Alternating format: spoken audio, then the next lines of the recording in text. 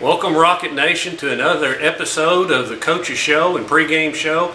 Proud that everybody's watching us on YouTube, and I hope you're enjoying it. We're doing our best, Coach, and I think maybe having a little fun with it. We're going to have some fun at the end of the show too. I have some special segments as I try to do every week. First of all, we want to talk about this matchup this week, Caldwell County. Everybody circles this one on the schedule early on, and I don't know how it got to be such a big game for Crittenden County. I'm not so sure it's always a big game for Caldwell, but it's certainly a rivalry game for us. And I'd say this year, Caldwell's probably looking at this as a big game for them too. They're wanting to get on track. They're 1-2 and ranked number 10. That shows a lot of respect for Caldwell County's team at 1-2, ranked number 10 in Class 3A. And the Rockets are coming in at 2-0 after a big win last week at Crittenden County, ranked number 9, Coach, in that latest AP poll. Yeah. We finally got that figured out. Yeah, got it figured out. That's pretty lofty ranking for the Rockets, the highest we've been in about 8 years. Yeah, it's nice to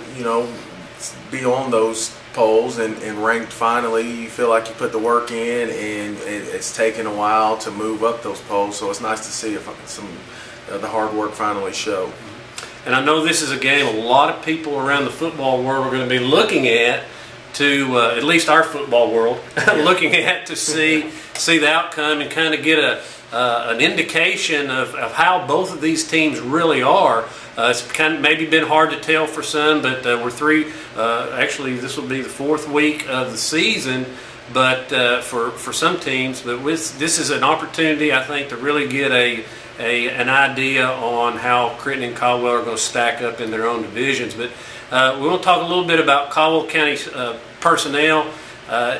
Year after year, they put a good quarterback on the field. They put a good product on the field year after year. No question. And once again, Joby Jaggers, one of the best quarterbacks around, and they've not missed a beat. Had Elijah Sindelar, and then of course Shane, came in, Burns, and was a great little left-handed quarterback. Went on. He's now playing college baseball at Murray, and of course Sindelar is playing college football as quarterback at Purdue. So pretty good athletes. Now Joby steps right in, and he threw for about 2,400 yards last year, and he's already thrown for 584 this year. Pretty solid guy. Yeah, definitely. Joby's smart with the ball. He gets it out quick, and he makes great decisions. So we'll have to make sure that we stay on our game and technically sound in order to make sure that we can affect his game a little bit, because he's pretty smart with the ball. Yeah, he's good. And he has a lot of good receivers to throw to, so it's easy as a quarterback. If you can get that ball out of your hands quickly to your athletes, they can really make you look good. So. Yeah, you're punting my notes here and my cheat sheet. Just look, they're like we are. Have a lot of guys that can catch the football, and they've proven it over the last couple of years. Parker Oliver, one that really stands out, of Little Bush Stadium fame. Of course, we know Parker's dad, Ken, he works on a lot of these boys. Super family. Put on the Jake Hodge wiffle ball tournament every year over at Caldwell County. He had 777 yards receiving last year and leads the team he's second on the team right now at 129. And Travis Newsom's another guy, a big threat. Over 600 yards last year and almost 200 this year. But then you go down the list: Gabe East, Jameer Riley, De'Eric Hollowell, and Hollowell's a running back too. He's a top running back. You can use him out of the backfield as well, just like we would in Nesbitt. Them being a system team, you have to be able to use multiple guys and get the ball to multiple guys. Take what the defense gives you and find that grass. And they do it well. Honestly, they're in Western Kentucky, when it comes to the system, they're probably the standard, or have been in the past. They run a spread offense, and of course we're very familiar. We've been running for several years. Who in this Caldwell system, in their offense, do you feel like we really have to stop? Now we know Trell Riley is supposed to be out this week after being ejected from a game last week. You have to sit out an extra game according to KHSAA rules, so we anticipate he will not be there. He's not much of a person that fits into their offense day after day, but he's definitely a good defender. But on offense, who's the guy? What's the matchups that we're looking at? We gotta do something with. We gotta find Jameer Riley, his cousin. Wears number 2. He plays what's called the H in the system. You see him in the backfield, you can see him out wide, and they use him both ways. He's a guy they want to get the ball to as much as possible, and if we can limit his playmaking, then that gives us an opportunity to be successful defensively. So he's a guy that we want to find, and we want to watch that matchup, just him versus our defense, period, and how we take him out of it. Another one is the running back, Derek Hollowell. He's a guy that's fast, and if he hits the corner, he's gone. So it's hard to just pick those two. I mean, Oliver Parker is a guy last year, he makes a lot of plays. He can get on top of a defense and really stretch the top of it and go deep. And he's a guy that can turn a screen into a touchdown as well. It's the same with the Newsom kid on the other side. So they have a lot of guys that can make plays for him. And Joby, him back there, pulling the trigger and even running himself some this year. He runs a little more than he has in the past. They have some runs that are set up quarterback runs, and we don't have a whole lot of those, do they? Oh, we have them. We have them. One day you'll see them come out one day. Hollowell's their leading rusher. He's rushed for almost 100 yards a game this season, and obviously a very, very good athlete. And you mentioned the H-back, and you mentioned the system, and that's so for some of these old-time guys. Explain the H-back. What if you had a traditional type position? What would you call that? Flanker. In the system, your H-back is typically your best player. We do it by committee at Crittenden County. Dossett plays our H as a receiver, but if we don't move Dawson in the backfield. Whereas you'll see them use Jameer in the backfield. So it's a hybrid guy. It's your best athlete. You got that makes plays. Move around wherever. So we use multiple people to fill that role. I mean, so he's your fullback. He's a tight end type. He's a receiver, and so we use multiple guys to fill that role. Where they use Jameer, just himself to fill that role. So he's a guy that can make plays out of the backfield and out wide. So I mean, he's a good fit in that position. And now you have the X, Y, and the Z. Used to you just had wide receivers, and now you have all these other. The Y is kind of the old tight end kind of guy. Yeah. A lot of new terminology in football now. You really have to. Probably not new to you, but it's new to us old guys. It just depends how simple it was for you back in the day. It's still simple, really, when you break it down. It's just football. Who for Crittenden? We talked a little bit about Caldwell. Who for Crittenden County are we really looking at? Who's got to click this week? Obviously, Hunter Boone's got to be on, and Dawson's got to get his game. Are you looking at anybody? Is somebody switch getting ready to come on this week? Yeah, well, I mean, I'm going to give you the coaches' answer. I need, we're looking for the offensive line as a whole. We need them to be on their game, and really on both sides of the ball, the lines. It's important that we win in the trenches. Being able to establish a running game against Caldwell, whose run defense in the past has been extraordinary, would be huge for us as far as being able to maintain drives and move the ball and not necessarily have to depend on Hunter to get us plays. So to be able to run the ball, we need our line to be huge this week. Of course, we did establish the run right out of the gate against Trigg County and Stewart County as well, and being able to do that against a team, as you said, in the years past, Caldwell County has had a lot of team quickness, a lot of team speed, really to the football in a hurry, gain tackles. We're going to see that same kind of a defense this week. Yeah, they're really good at what they do. They play a 3-4. They have 4 linebackers on the field at all times, and they fly around and have fun. As long as we attack them, I mean, there's opportunities for us to be successful, but we have to come out and we have to play. We have to match their level of play in order to be successful, and it starts up front with our line.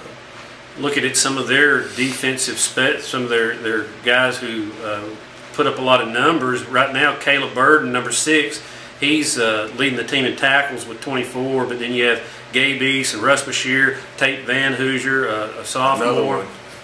Another one of those. Yeah. Tate's a good kid, good baseball player too. Known him for a long time. What about these guys? Tell us a little bit about Caleb Bird, number 6. Where's he at? He plays linebacker for me. He's an inside backer. He's a downhill guy.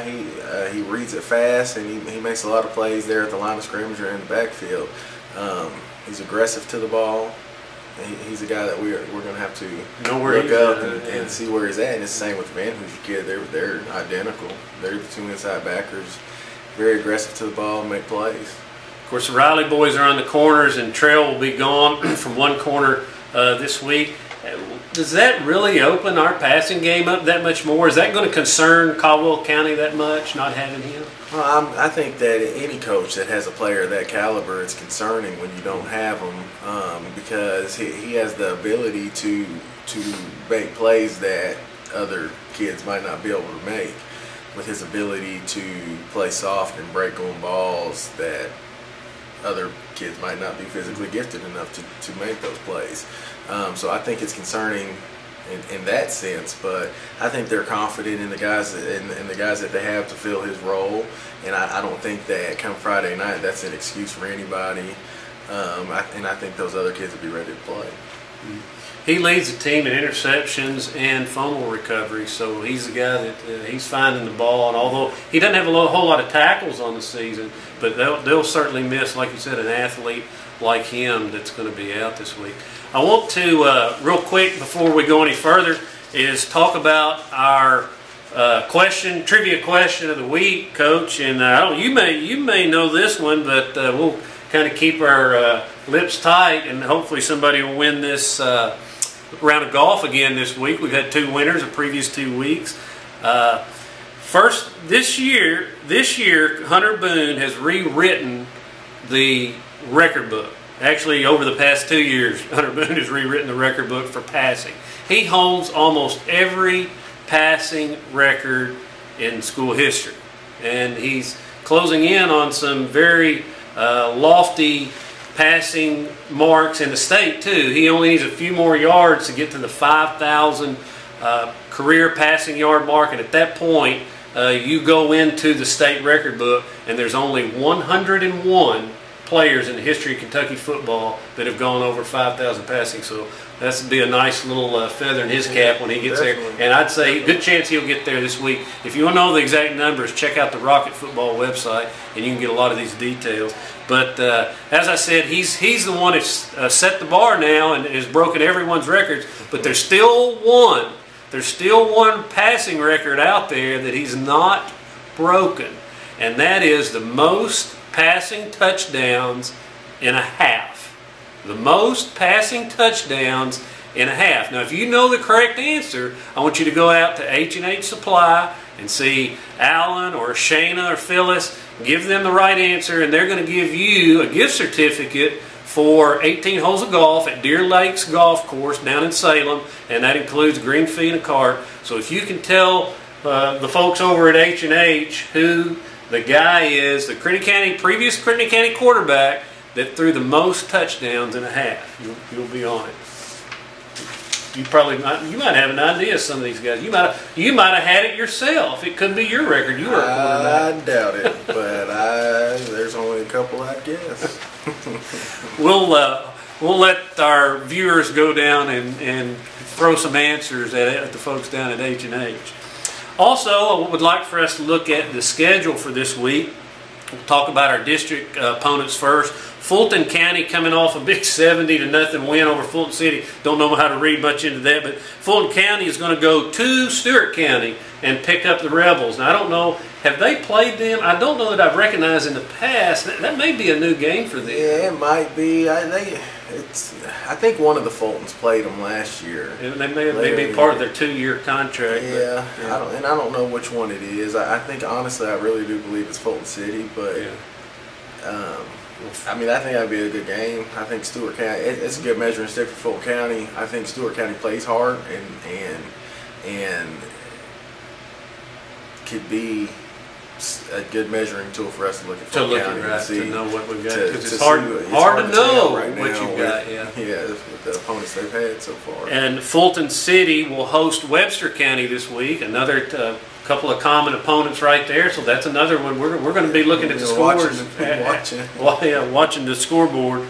In baseball games, you know, Coach, they put all those up on the board, like in the Major League. They let you know what everybody's doing. See, there's a lot of downtime in baseball. Football, we got to be focused. There was a lot of downtime last week over at Trigg County in the second half. Oh my goodness! I mean, we had an air horn ejected, a referee who busted his head on a player's helmet, and cramp after cramp after cramp. I don't know. I would say a lot of these kids are drinking those energy drinks before games, and that's not a good recipe. No, definitely not. Not a good recipe. Stay off of those, you guys. Water. Running down some more games to highlight for this coming Friday night. Ballard Memorial will be at Trigg County. Wow.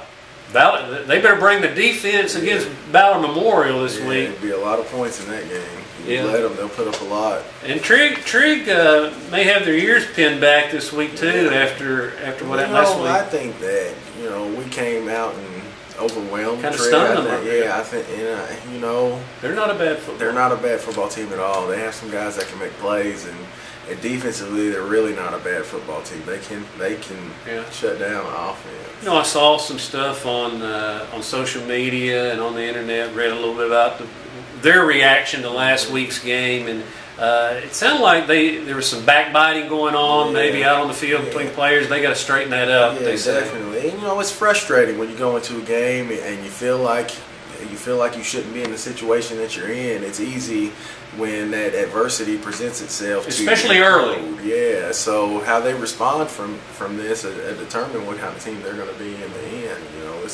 They can go left or they can go the right way from here on out, and I think they're a good enough team that they can find that right path. Todd Central at Hopkins Central. No internet service over at Hopkins Central, so I never have internet service. Yeah, I think Hopkins Central might be a little improved. I think they're a pretty good team. I think they're a good team. I think Todd's a good team. They stepped up last year, so I think that might be a good game. It's definitely one to watch playing Hopkins County Central later in the year.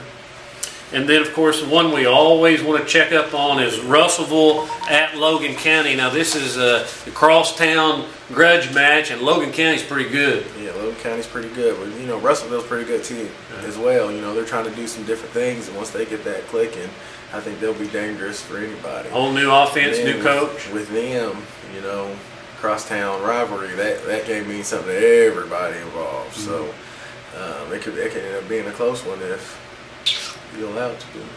And of course, we know Coach Barnes has been over at Caldwell for several years, many years, and we kind of know what to expect out of these guys going in. But this is your first year as a head coach, first time to go into this big game. It's a big game to the fans in Crittenden County. I know that for sure, whether it is in Caldwell or not.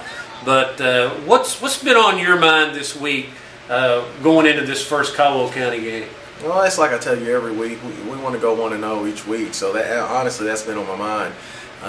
To me, the only reason this is a big game right now is because it's the game that's next. I haven't thought about it as it's Caldwell or anything specifically like that.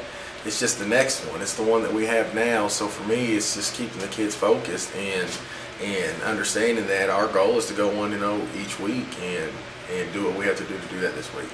So right now we're 2-0, and they say you always have to win the next one to go undefeated. Yep, definitely. And that's what we want to do. We're gonna go and coach just like we would in any game, Caldwell or not. It doesn't matter who it is. And the kids are going to go play hard just like they would in any game. I think that they're finally to a place to where they don't look at Caldwell as a name anymore. It's just the next team, and it has nothing to do with Caldwell. It has to do with the kids and their belief in themselves.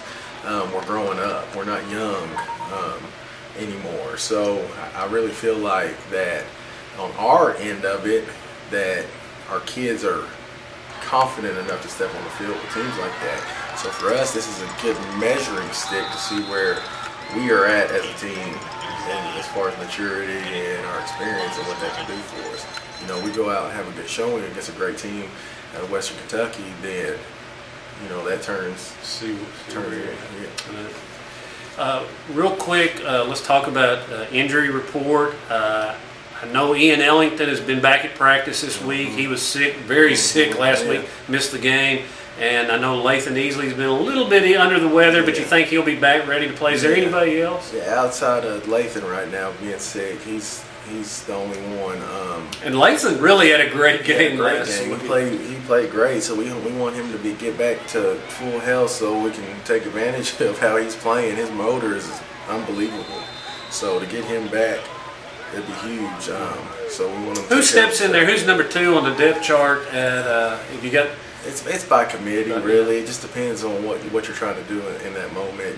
Some guys that you see, you can see Travis Kennis is in that position. You can see Ellington in that position. He's more like Lathan as far as motor, use speed as opposed to power. You can see Brock Langston in that role. Of course, all those guys then will have to go both ways. Right now, Lathan's going one way. He's fresh. He's in there, and you like that guy in the middle to have that. Yeah, we want him to be able to go every play. Pin the ears back and go. Yeah. So, I mean, it puts pressure on the offense to have to deal with a guy that's coming every play right there. Well, I know in this week, too, being the Caldwell week, there's a lot of media attention on this game. I know this is like the 3rd coaches show you've done this week. You're going over to do the Caldwell County coaches show on Friday morning. I think Coach Starnes is going to be there. Yeah. And Pat Gator and DT, they have a show, and it's always a fun time to visit with those guys. Yeah. You love all this, don't you? Yeah, you are. I love everyone getting me out of my comfort zone. You know, I told Coach Starnes that it's a good thing he's going on Friday because I won't have to say too much because he's always got something to say. You don't have to worry. You know, I was talking to Coach Starnes today on the phone, and he said, you know, I was a lot like Sean when I first started out. I said, no, you were not.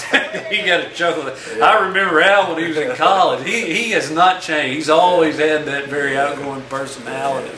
Yeah, he fills a room up when he goes in. But that'll be fun to go over and do that with a couple of old coaches, DT and Gator. We're going now to visit with a couple of players. We're going to get a tour of the locker room, the coaching office, a lot of the facilities down in the bowels of Rocket Arena where all these guys, this is where it all happens. This is where all the nuts and bolts are put together. And Peyton Riley and Devin Porter are going to take us on a tour. We're even going to visit in the manager's cage. Any of you guys that's played in the past know what the cage is, but a lot of the people don't get to see this part of Rocket football day after day. So we're really excited about those two guys taking us on a tour down in the locker room. But first, we got a little surprise, Coach Thompson. I've been out and I've interviewed some of your family, and we're gonna start taking a little segment every week. We're gonna talk about Sean maybe as the toddler, Sean maybe as a high school football player, or maybe a fisherman. I don't know, but I know there's a lot of stuff out there. We're going to let our viewers get to know Coach Thompson a little better. I know. Bring my uncle in here to do this because he's going to tell you stories that aren't true. Well, let me set the table on this because his uncle Mark Williams is a huge Florida Gators fan. And I know you have a preference for the team on the other side of the state. Oh my goodness! So we're gonna enjoy. Can't you go talk to my mom? She loves me. We'll get to Mom at some point, but we're gonna start with some fun on this and look forward to learning a little bit more about Coach Thompson. But first, let's go down the locker room. Hello, I'm Peyton Riley. And I'm Devin Porter. And today we're going to be giving you an inside look on what goes on behind the scenes with Little Rocket football. Hey, Lindsay. What's up, Lindsay? How are you all? Good. Here's the coach's office. Of course, is where all the main action goes down right here. Right here we got a little breakdown of the team we're going to be having of the week, our opponent. Over here's our practice schedule for the week. That's what we're going to be doing every day. And right here's our main head ball coach. And right here, I don't really get to hang out with him much, but this is our O-line coach. O-line coach. D-line coach. And also, don't forget, a great assistant coach, Mr. Myers. All right. Hey, you guys have a great day. Yes, sir. You too. Right here is a little checklist we have of all the teams that we play, and these represent the pride stickers we can receive. So if we complete these, we can get pride stickers to put on our helmet As every you can week. see, we try to improve every week. Last week, we only got a certain amount. This week, we got more. Try to improve every week. Hi, I'm Lindsay Lynn. I'm the head manager of the Crittenden County football team, and this is our cage. Sure, the biggest thing you notice is our cubbies. We have all the jerseys in. This is we've only had this for 1 year. Very, very proud of these. We did have some old rusty cabinets, and we have them numerical order and color coded, and we keep our coolers up here on the top of it. And over here we have our cups for Gatorade, and then we have just some extra stuff, kicking stands, and we have our mouthpieces and the laundry bags and Gatorades down here. Here's our Gatorade, and here are headsets for the coaches on Friday nights, and we have our toolboxes in here, and just about anything you can need for a football game. Boy. Come on, here we go. Going to the locker room. Here's where the magic happens before and after practice. It's where a lot of the team bonding goes down here. Listen to a lot of music, talk a lot of talk. This is Get showered up, you know, get ready for a game, stuff like that. Have a lot of good talks in here. Good times. Have a lot of pre-game talks right here. We talk about what we're about to go out there and do, and in halftime, here we go. We got this. Oh yeah, I don't really want to talk about this. This kind of makes me mad, but so good friends down the road at a little school down the road, as Coach Wheeler would say. We got some dead flowers, and it says, "You are not as good as you think you are." Tigers will eat the Rockets' lunch. So whoever typed that typed it wrong. So I mean, if they sent that, It just then. gives us a little extra desire this week. And then we got the showers. Not very, somewhat clean. I mean, got to get cleaned up in here. Back there's the bathrooms. We got the senior section. We got the sophomore section. And back there in front of the bathrooms is the freshman section. Here's Right the over junior here we section. got the juniors. Hope you enjoyed this little behind-the-scenes look at kind of what goes on in the locker room area. We'll see y'all at Caldwell County Friday night. Yeah. I'm going to talk to you a little bit today about my nephew, Sean Thompson, Crittenden County Rocket head football coach. Give you a little background of what he was like when he was younger. He's always had a passion for football, sports in general, but especially football, even as a youngster. Now, the older he got, the better a player he got, but I was always worried because he was kind of a sissy growing up. He was scared of livestock. He didn't like fescue touching his bare legs. He'd walk to the pond. He'd almost cry like a little girl because his fescue was hitting his legs. But, you know, he wasn't afraid of linebackers. He was pretty good at making a miss. And he went off to college, played football, and now he's hopefully going to have a long and successful career as a Rocket head football coach.